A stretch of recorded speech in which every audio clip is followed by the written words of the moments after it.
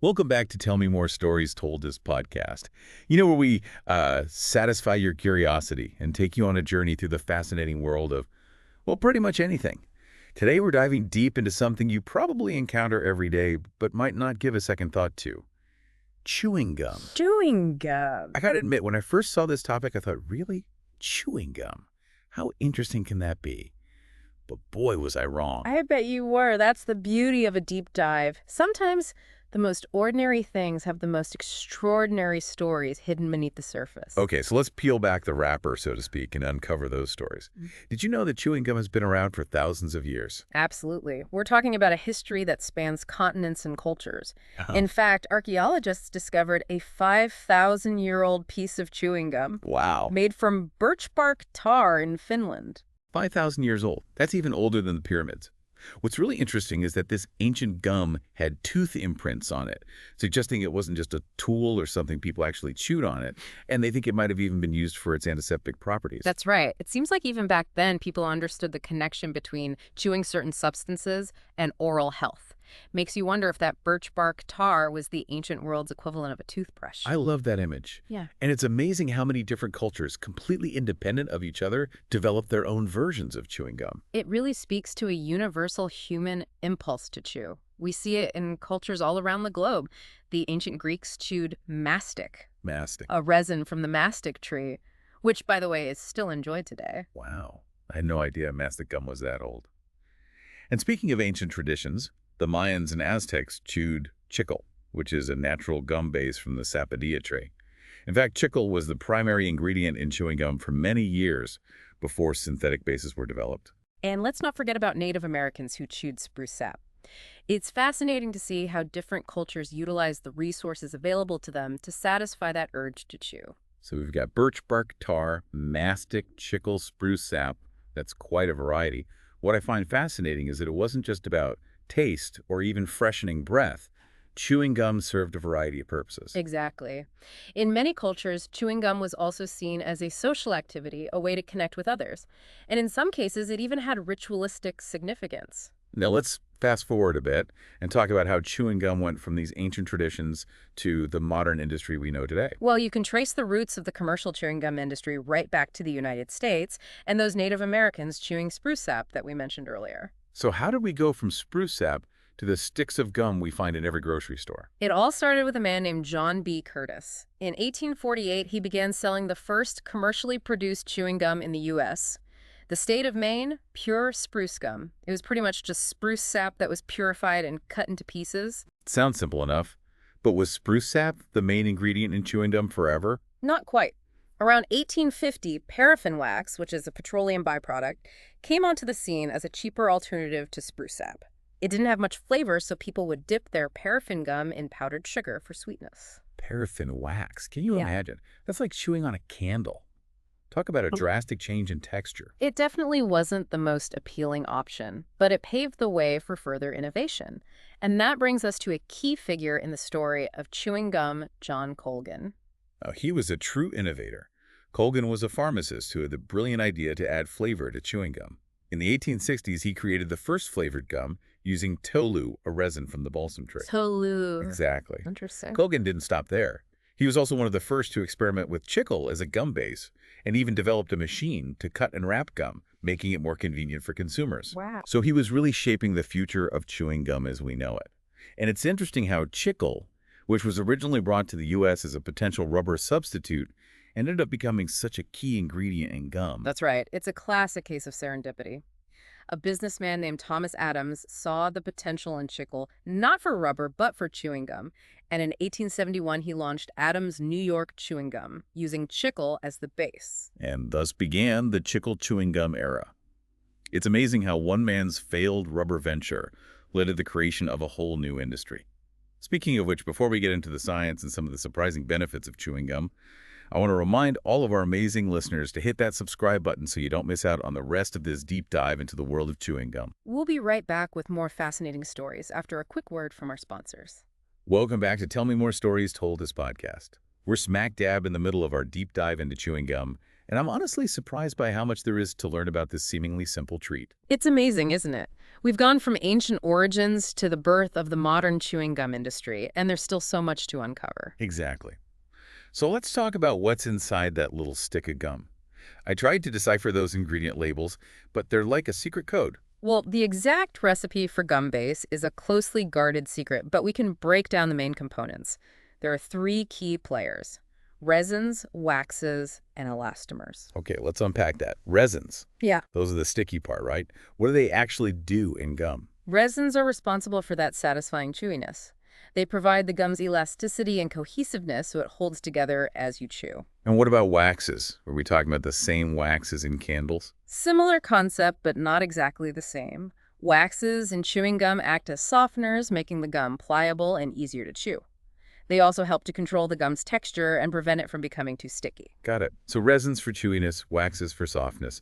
What about those mysterious elastomers? What's their role? Elastomers are the superstars of flexibility.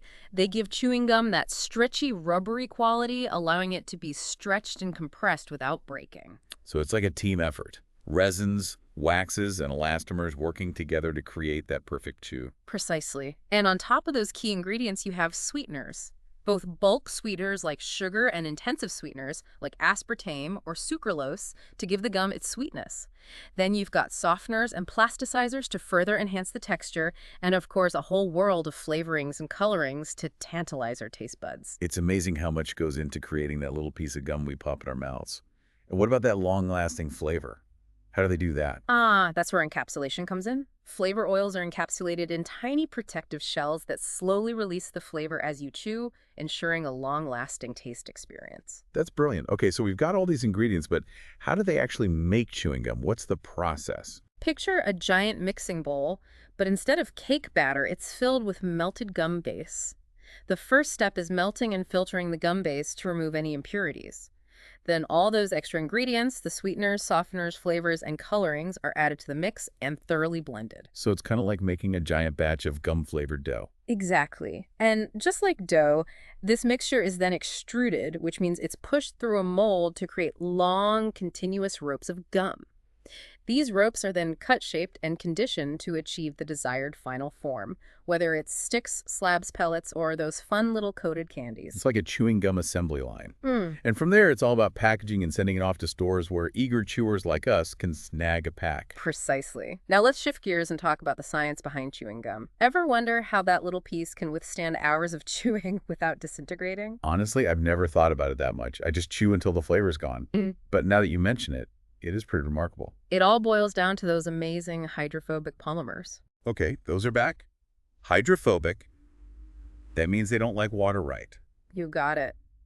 These polymers, which are long chains of molecules, repel water, and in this case, the water we're talking about is your saliva. But here's the fascinating part. While they repel water, they're attracted to oil. So that explains why gum gets stuck to things like sidewalks and the bottom of our shoes. Those surfaces tend to have oils on them, and those polymers just can't resist. Exactly.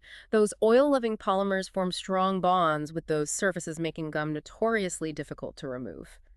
And because these polymers are so stretchy, they can be pulled and deformed without breaking, which is why you can stretch a piece of gum without it snapping.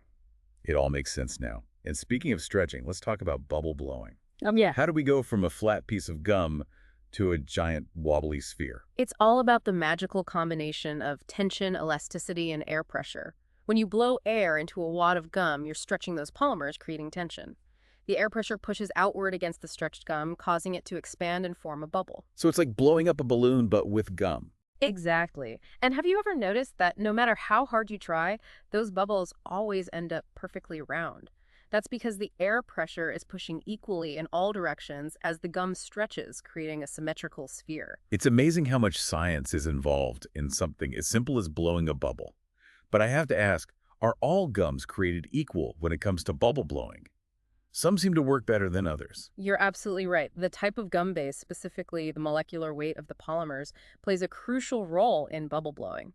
Higher molecular weight gum bases, meaning those with longer polymer chains, are better for blowing big bubbles because those polymers can stretch further without breaking. That's fascinating.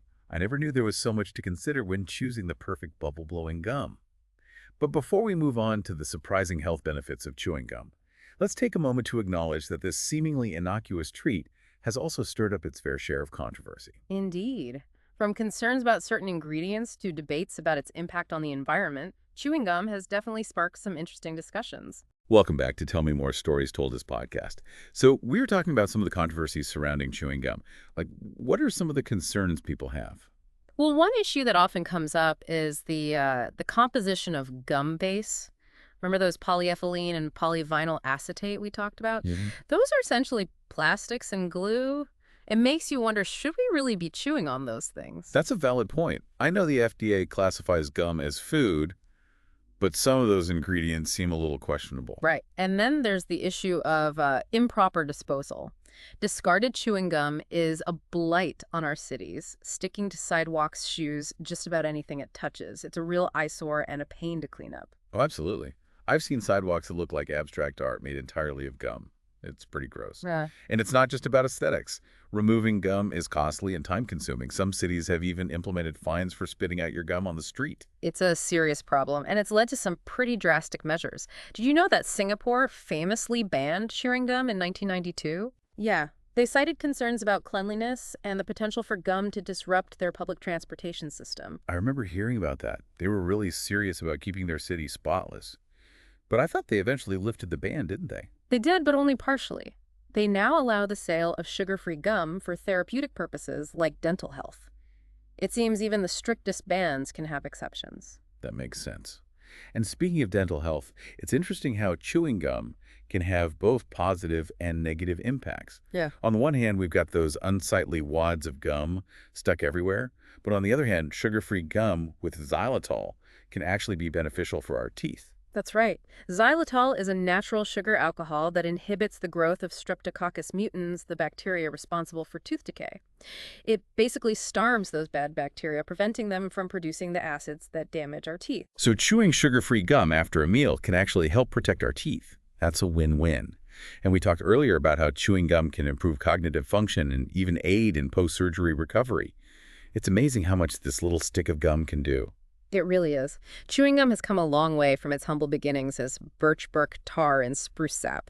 It's a testament to human ingenuity and our ability to transform even the simplest things into something remarkable. Absolutely. So as we wrap up this deep dive, what are some key takeaways you want our listeners to remember about chewing gum?